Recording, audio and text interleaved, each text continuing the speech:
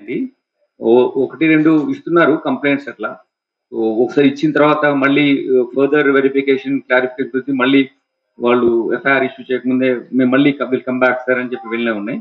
So we are certainly investigating this case. We will be very firm.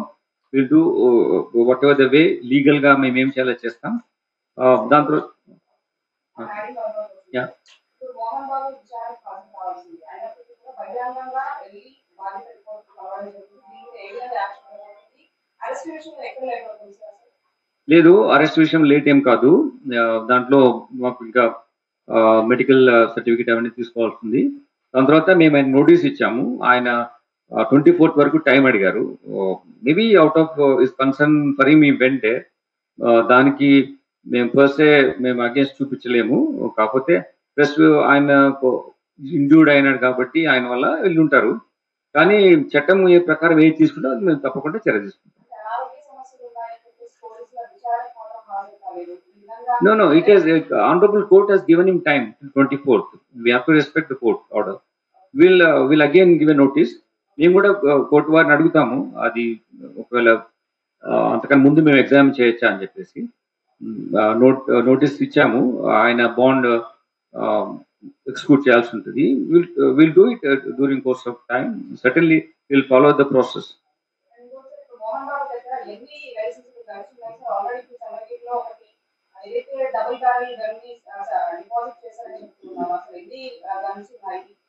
దీనికి సంబంధించి అసలు season విషయంలో కూడా ఎందుకు లేట్ అవుతున్నారు? No. There's no delay in that. ఆయన దగ్గర ఉన్న గన్స్ ఏవి కూడా రాచకొండలో లేవు.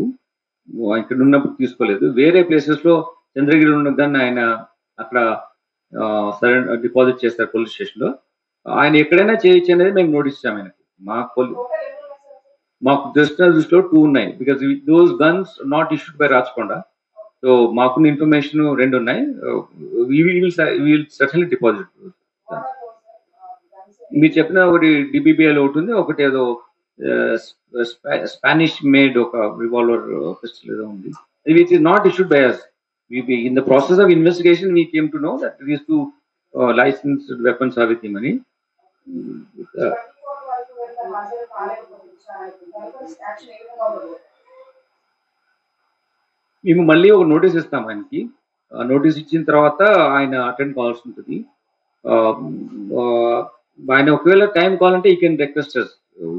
సిస్టంలో ఉంది అది 126 బిఎన్ఎస్ఎస్లో. ఇఫ్ వాంట్స్ సమ్ టైమ్ అది మెరిట్స్ పైన చూస్తాం.